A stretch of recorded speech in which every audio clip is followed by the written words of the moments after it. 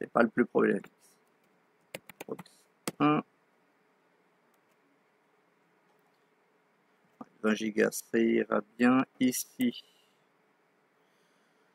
Mémoire, on va lui en mettre 4 quand même. On va laisser à 2 processeurs. On va le mettre en NAT, même si ça change pas grand chose. Et ah oui, au niveau du processeur, du coup, ne pas oublier de mettre Virtualize VTX ou AMD.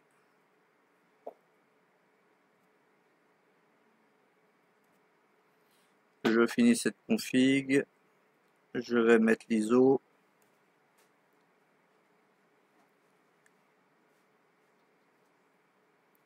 Ah. Ah, bon, si c'est de l'eau, ça va. C'est plus gentil, c'est du café. Bon, c'est mieux dans ce sens-là. C'est mieux dans ce sens-là, du coup. Et que de l'eau qui tombe et je mets le café. Ah oui, là, c'est sûr. Hop. Je mets le Proxmox. Je fais un clone comme ça, je vais pas refaire une deuxième fois l'élément.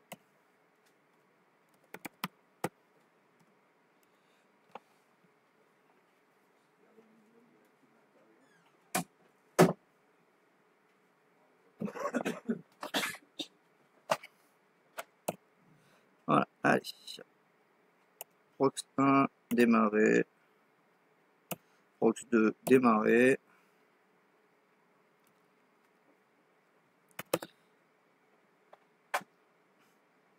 Installe en mode graphique.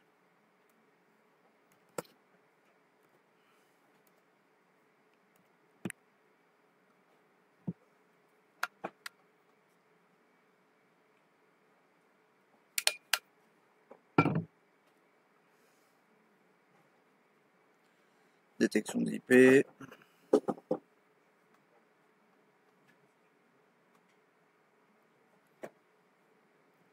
Essaye de trouver le pays. On est dans le même temps. Ok. On en fait un. On fera l'autre après. J'accepte la licence sans même la voir. Là, je vais me mettre en EXT4. Ça ira très bien pour ce qu'on fait. Après, sinon, on peut se mettre en ZFS si on souhaite. On est en France.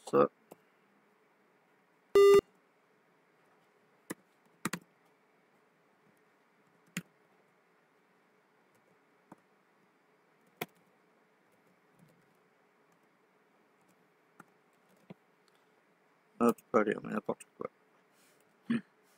Bon. Ah, je crois. Du coup, là, j'ai pris la dernière version. J'ai l'impression que du coup, ils ont augmenté la limite de mot de passe pour le route de mot de passe. Parce qu'avant, il me semble bien que je mettais 1, 2, 3, ça passait. Et là, il m'a demandé 8 caractères minimum. Et je sais que avant, on pouvait faire à 5, ça posait pas de problème. Donc, on voit qu'il y a eu des augmentations de sécurité. Le route au minimum 8. Bon, ce qui n'est pas normal en même temps en soi. Mais là, au moins, il le vérifie tout de suite. Oui.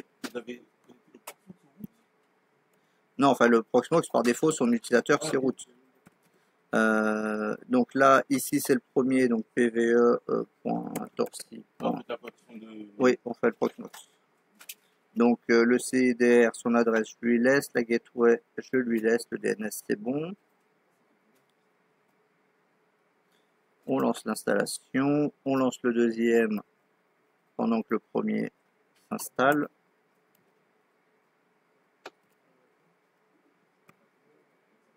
On remet les mêmes informations. Là, on est en France.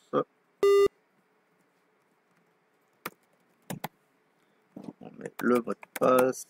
On met une adresse mail. Comme de toute façon, on ne va pas configurer là l'envoi de mail, c'est pas grave ce qu'on met. De toute façon, ça change après. Alors, ici, pve2.torsi.rf. On vérifie qu'il ait bien chopé une adresse différente que la première. C'est le cas. Oui, normalement, il prend les chiffres. Le nom d'hôte, il prend les chiffres. Ouais. Non, non, les chiffres, il les prend, hein.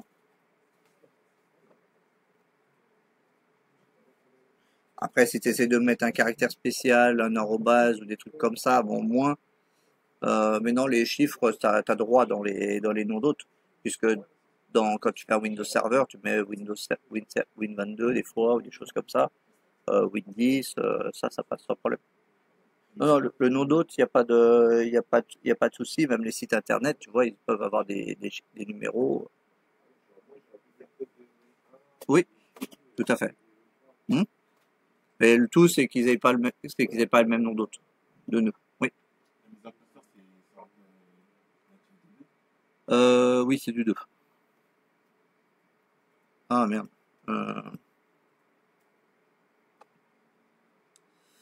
Bon, on va virer ça. Plus de place sur le disque. Oui, 0 octet. C'est un peu limite. Alors, document, machine virtuelle. Ça, je touche pas. Ça, je touche pas.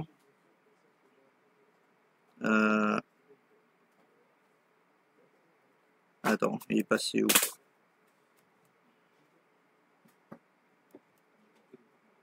Ah, ok, je l'ai mis là, c'est bon. Ok. J'ai cru que je l'avais perdu. Non, il est là, c'est bon. Non, mais c'est une autre machine que je vais avoir besoin plus tard.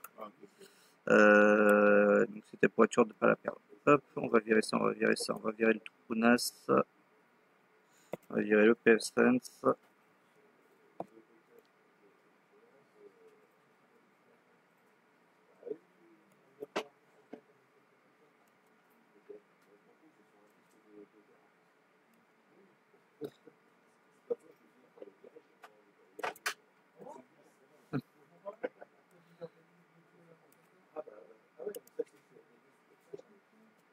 Voilà.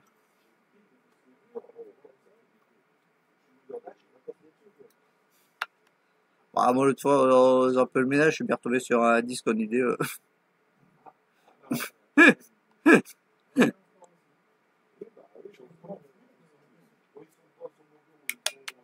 Bon, il faudrait que je démonte pour récupérer l'élément.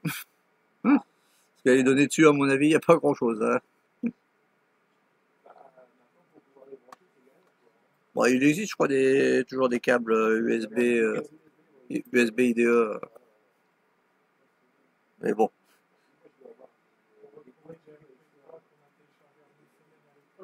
c'est ça. Bah, là, j'avais bien passé un truc, comment il s'appelle, un iPod à quelqu'un, je savais plus trop ce qu'il y avait dessus, puis à un moment, il y avait des problèmes de batterie, puis il a demandé à quelqu'un, à un moment, le gars, il lui a ressorti toutes les données qui étaient dessus, quoi. Et donc, il y avait plein de vieux trucs qui traînaient. Et par contre, apparemment, les musiques qui étaient dessus, qui venaient du coup d'iTunes, bah, en fait, apparemment, sur l'iPod, elles étaient en mode décrypté. Donc, il y avait pas de DRM ou quoi pour les écouter, une fois qu'ils les avaient mis sur l'iPod. Puisqu'il y en a qu'on a regardé, je savais elles venaient d'iTunes, elles venaient pas d'ailleurs. Ouais, quand il fait le cryptage, il vérifie, et puis comme il a vérifié que c'était bon, il se dit qu'une fois que c'est sur l'iPod, c'est bon. Et après, du coup, il y a plus, quand tu les récupères en mode clé USB, il y a plus la protection. Et du coup, il y avait des trucs comme ça, il y avait pas mal de. Donc là, on a notre premier Proxmox qui a fini, donc en 240-128.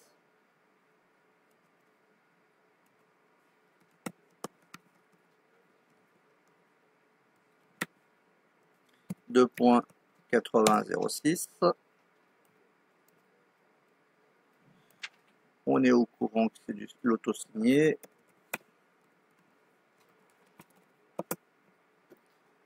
Hop, celui-là c'est connecté.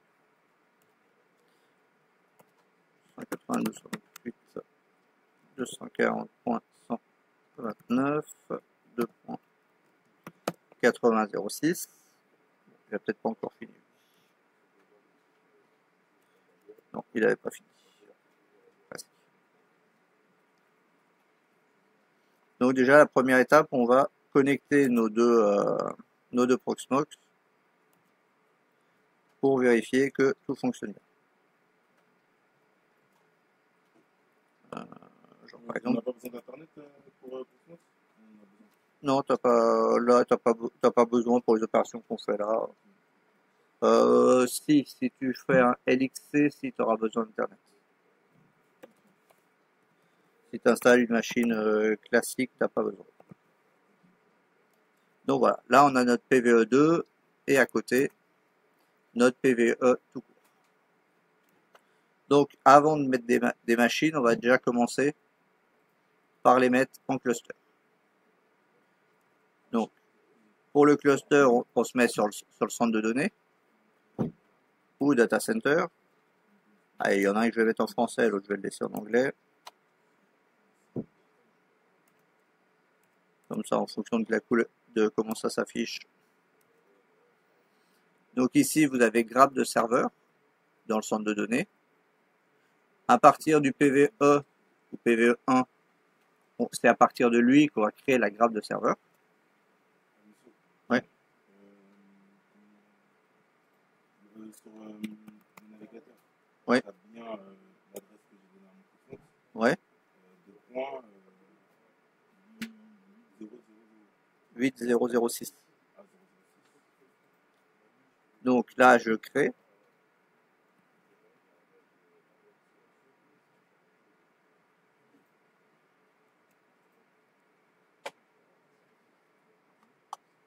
Et une fois que j'ai créé mon cluster, mon groupe de serveurs, je vais aller dans Information de jonction. De toute façon, c'est le seul autre bouton qui est disponible. Et on va copier les informations. Parce que si on s'amuse à essayer de les recopier, c'est qu'on est un peu maso.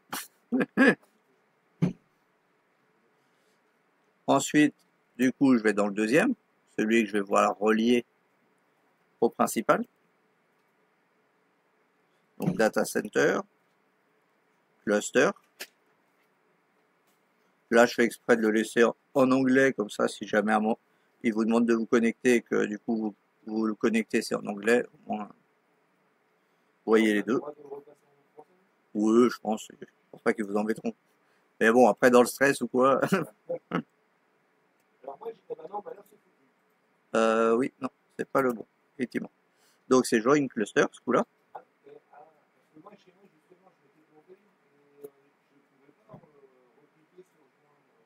Peut-être parce que tu avais validé, tu avais fait OK avant. Je pense que c'est ça. Ouais.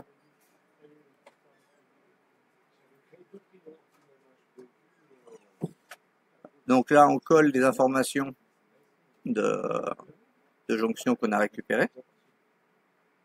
Et on a juste besoin d'indiquer le mot de passe de la première machine pour l'identifier, pour être sûr qu'on en est bien autorisé.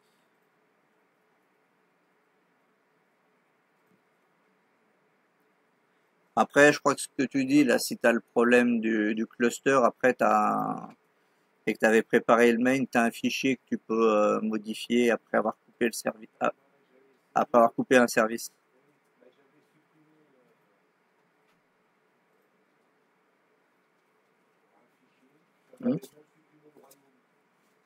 C'est un bon béton. Mais normalement, je crois que tu coupes le PVE cluster service et après, tu as des fichiers qui sont normalement verrouillés que tu peux éditer pour réannuler ça et le retirer. Hein. Sur le cluster, oui. Du moment que les deux nœuds de tes deux Proxmox soient bien des noms différents. Mais après le cluster, tu peux mettre ce que tu veux. Donc ici, comme régulièrement, étant donné qu'il a rejoint un cluster, son cookies et ses informations de connexion ont été modifiées. C'est pour ça qu'à chaque fois, vous vous retrouvez avec une connexion error sur le deuxième.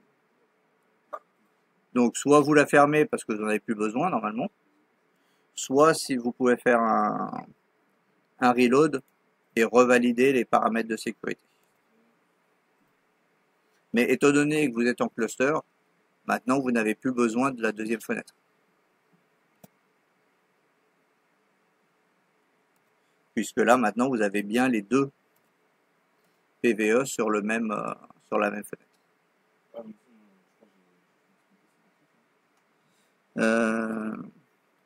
crois que Il veut pas rejoindre, c'est ça? Attends, je peux passer après. Donc ici, ce que je demandais après, c'était soit de mettre une nouvelle VM ou d'installer un LXT. Au choix, c'est histoire d'avoir en fait une machine sur laquelle on allait pouvoir appliquer des opérations. Après, bon, là, on peut faire du coup, je vais en faire un LXT pour rappel. Donc pour le LXT, on va dans Local, Modèle de conteneur et Modèle. Donc on va prendre un Ubuntu 22 là, ou 24, peu importe, on va prendre le premier. Ah, apparemment j'ai vu là, j'ai pas été voir encore s'il avait de nouveau, il y a j'ai vu qu'il y avait l'Ubuntu 25 qui est sorti. Il y a une, ouais, 25.04. Non, non, tu peux utiliser le compte-route, il n'y a pas de problème. Hein? Ah, un pool, non? Non, non, là c'est pas comme... en fait, le pool il est déjà fait avec le local et le local LVM. Hein. Ça, c'est ton disque en fait que tu as déterminé au début qui, est, qui rentre en compte. Non, non, le pool c'est dans Trunas qu'il faut le faire. Oui. Ah.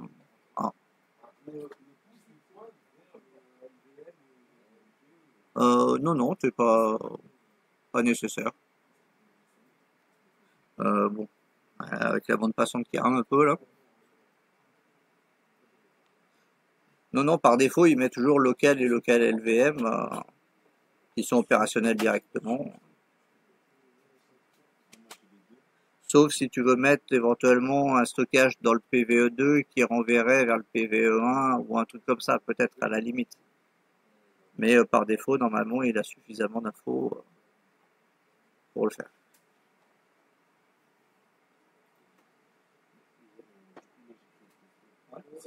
Donc là, tu prends tes joints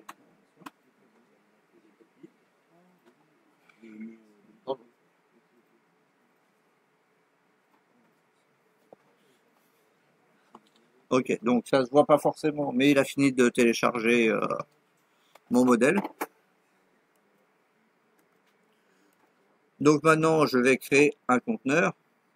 Bon, en réalité, pour cet exercice, si vous vouliez pas ou vous retrouviez pas pour le conteneur, vous pouviez créer une VM même sans importer d'ISO, juste histoire d'avoir une VM pour faire des manipulations dessus. C'est tout. Oui, tu vas ici, tu mets un truc, et ici, n'utilisez aucun média. Ou utiliser le lecteur de CD de l'autre si tu as un lecteur de CD dans la machine. C'est un peu l'équivalent de faire plus tard ou parce que tu vas déployer par un PXE ou autre chose de ce genre-là. Mais bon, après, normalement, les LXC, les conteneurs sont rapides, donc je crée un conteneur. Oui. Non, j'ai dit que comme j'allais changer des trucs et tout, je l'ai désactivé. Et puis il y a des trucs que je vais être sûr de pas que vous voyez pas. Donc du coup, c'est que sur l'écran là pour finir.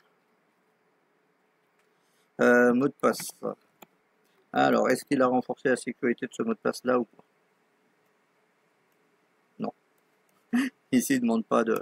Dans les LXC, par contre, il ne demande pas de mot de passe minimum pour le route. Donc là, on met tout par défaut, hein, c'est juste histoire de créer une machine.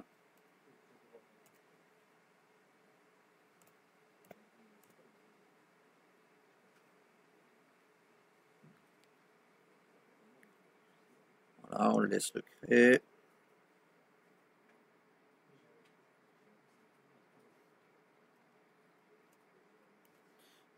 Voilà. Ici, du coup, on a notre Ubuntu qui a été créé, qui a le numéro 100. Du coup, normalement, je demandais d'en faire un snapshot dans un premier temps, je crois.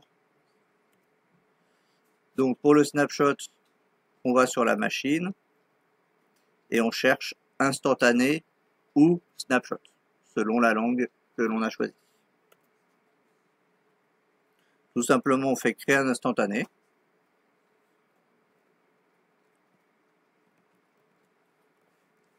On lui met un nom, sachant qu'on ne peut pas donner juste des chiffres comme nom. Il n'aime pas. Il y a certains caractères qu'il n'aime pas forcément non plus. De toute façon, s'il y a des caractères qu'il n'aime pas, normalement, il vous le dit, il vous l'encadre en rouge.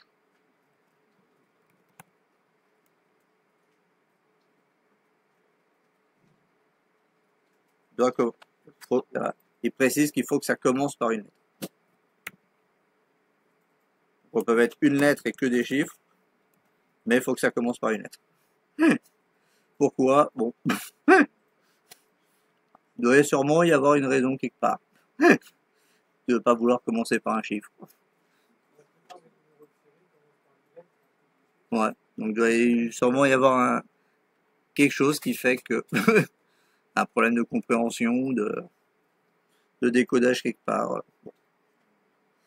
Mais voilà. Une fois qu'il a accepté votre nom, bah, vous voyez que normalement, il vous le met au-dessus de maintenant. Donc comme ça, après, on peut retourner en arrière. Il suffit de cliquer dessus et faire retour en arrière. Donc rien de méchant pour le faire, mais de toute façon, je ne vous demandais pas de le réinitialiser. Ah. Merci.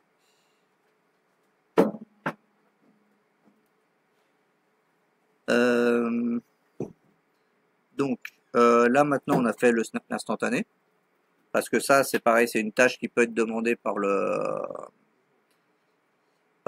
jury lors de l'entretien avec vous, puisque il peut y avoir des manipulations à faire sur l'hyperviseur de type 1.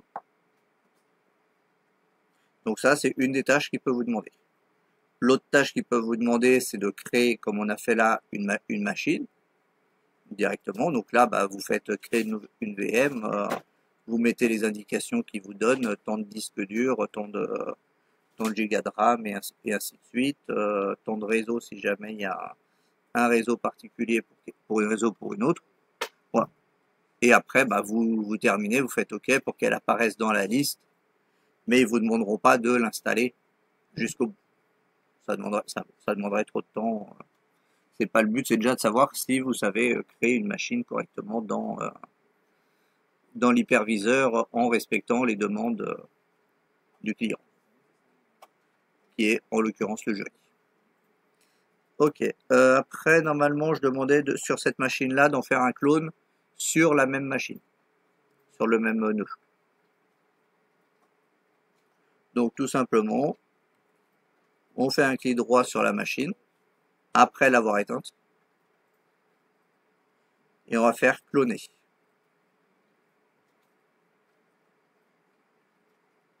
Ici, si on a plusieurs snapshots, on peut choisir même le snapshot qu'on veut cloner, comme sous VMware. Hein. Sous VMware, si vous avez plusieurs snapshots, vous pouvez choisir. Oui. On fait un clic. Après, bon, tu fais un clic droit sur le nom de la machine, et ensuite tu as cloné. Donc l'instantané, on va prendre celui qui est actuel. Le nom de la machine, bah, si on veut mettre ailleurs que celui proposé par défaut, on le change. Et là, je vais l'appeler Ubuntu Clone.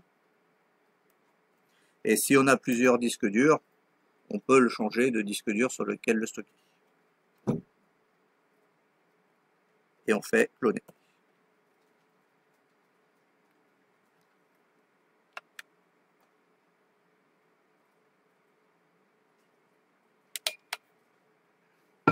Donc là, s'il me rien, pas de problème de ce côté-là. Du coup, finalement, Ouais, pas si méchant que ça, hein, par rapport à ce que tu disais. Ouais, ça, pour l'exercice, Oui, pas de souci, mais après, vous avez demandé à passer ça. oui.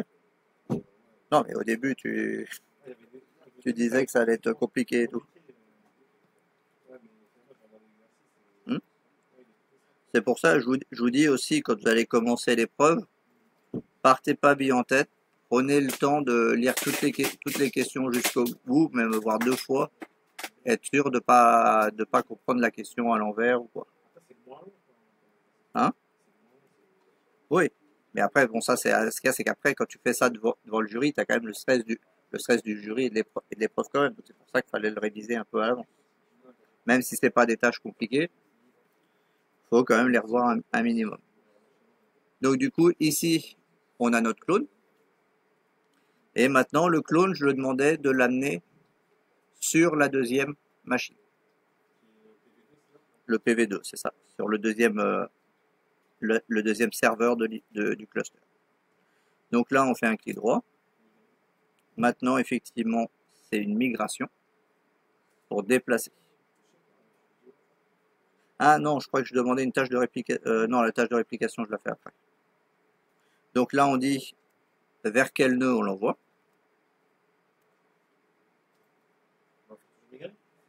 Oui. Là, on fait migrer. Parce qu'au début, on a cloné. Donc, on l'a cloné dans le même disque. Après, en réalité, on aurait pu le cloner sur un disque directement sur le deuxième PVE. Mais comme là, c'était pour faire un peu toutes les manipulations, je vous avais fait cloner sur le même. Donc là, bah, il se copie.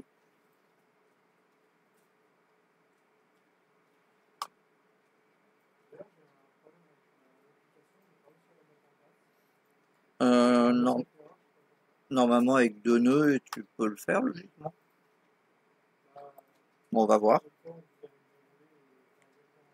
on va voir si je tombe sur le même. Mais normalement, il demande toujours au moins deux nœuds. Mais donc, normalement, deux nœuds, l'application, c'est bon. Par contre, c'est pour la haute disponibilité qu'il préfère avoir trois nœuds.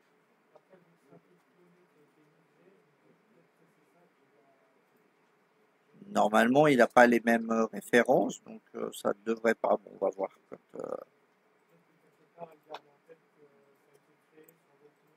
Peut-être on va voir. On va voir ça. Hmm. Ouais, d'accord. Bon, bah, on va jeter un œil. Là, de toute façon, il est en train de se terminer.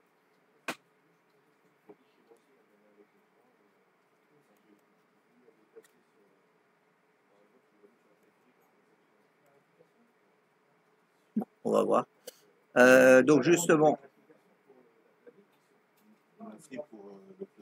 hein?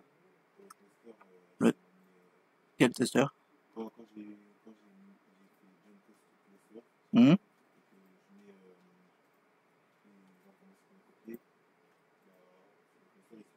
T'as bien mis le mot de passe de la machine? Ouais. Attends, je vais venir. Je fais les opérations. Donc là, on a fait le clone. Et ensuite, je demandais aussi éventuellement de faire une tâche de réplication. La réplication, est-ce que vous vous souvenez à quoi elle peut servir du coup? Quelle est la différence par rapport à un clone? Entre la différence entre réplication et clone?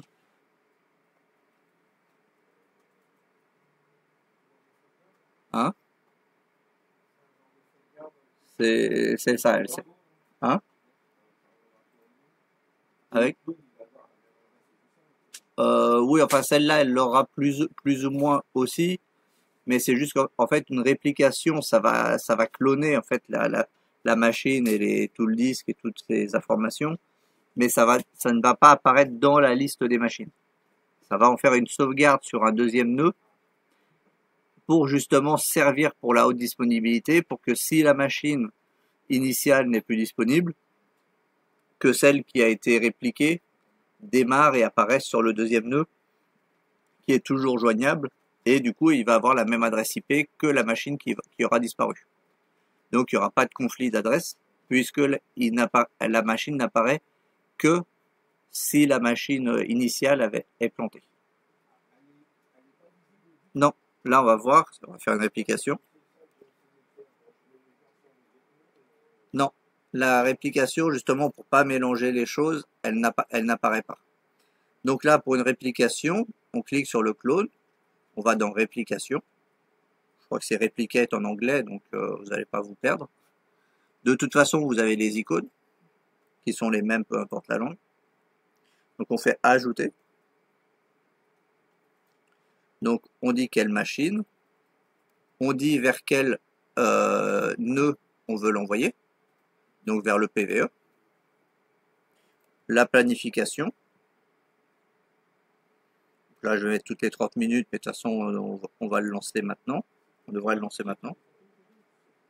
Ici on peut limiter le débit si on ne veut pas écraser trop le réseau en envoyant pas mal de réplications. Ici on ne va pas y toucher, oui. Oui, toutes les 30 minutes, il va recopier les valeurs de la machine et de son disque dur. Bah, pour que comme ça, si ta machine elle plante, bah, celle qui va répliquer, elle aura que moins 30 minutes d'information. Au maximum. Si elle plante juste après que tu aies fait une réplication, bah, elle sera complètement à jour, à quelques secondes près. Donc là, on crée.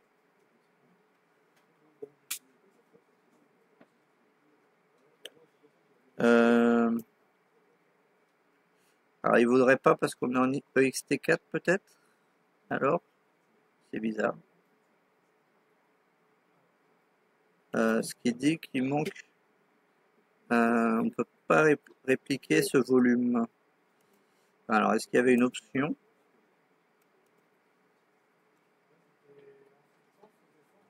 Ouais.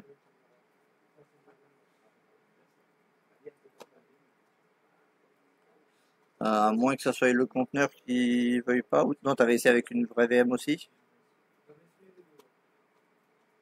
Alors, sinon, ça veut dire qu'il y a un problème avec le XT4. Il aime pas il veut pas faire de réplication en mode XT4. C'est un peu étonnant, mais ouais, ça se peut que ça soit ça. Donc voilà. Bon là, du coup, on va pas pouvoir le faire de toute façon parce qu'a priori le message d'erreur, je pense, vient du fait du système de fichiers utilisé. Ouais, en ZFS pour voir. ZFS ou BTRFS, mais plutôt ZFS. Donc du coup, parce que du coup, il a des opérations qu'il peut pas faire a priori. Et la réplication a priori en fait partie parce que la réplication justement, le ZFS qui est plus avancé, il a des options de sauvegarde et tout améliorées. Donc je pense que ça peut faire partie de ça. Là, j'ai pas en tête exactement, mais j'aurais tendance à dire que c'est ça qui pose un problème. Mais sinon, voilà, s'il vous demande quand même une tâche de réplication, voilà, vous savez où aller. Mais normalement, ça va plutôt être ça qu'on va vous demander de voir.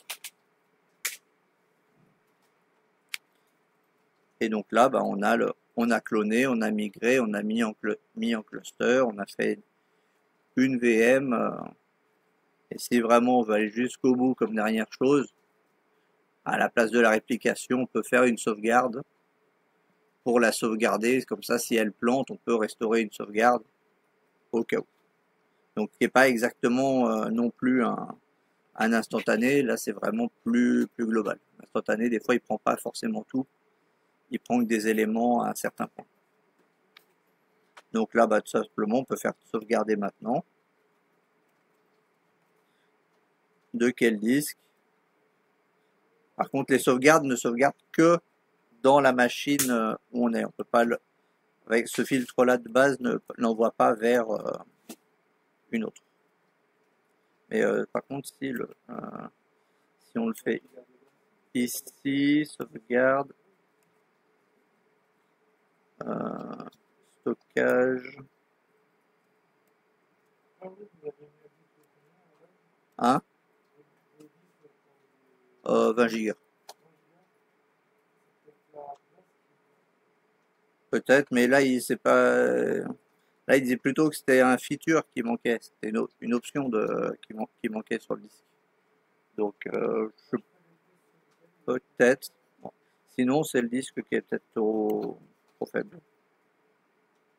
Voilà. Après, si on veut sauvegarder vraiment juste une machine, bah, on prend la machine en question, on fait sauvegarder maintenant, et on fait une sauvegarde. Ça, c'est au besoin, et après, comme ça, on peut la restaurer, ou on peut l'exporter vers un autre disque pour l'importer ailleurs également, si l'on souhaite.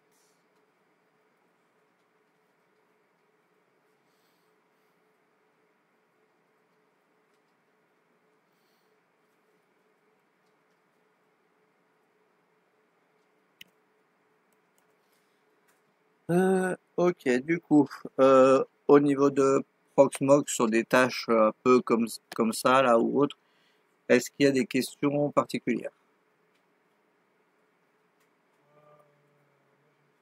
Vas-y. Ouais, ouais. Euh, oui, je sais que j'ai pas fait de chapitrage et tout, parce que ça demande après quand même pas mal de temps à repasser. Là, et tout. Là, elle va être plus courte déjà. Surtout que j'avais coupé la partie qu'on a fait juste avant. Je l'avais coupé. L'explication. Donc là, elle va être plus courte.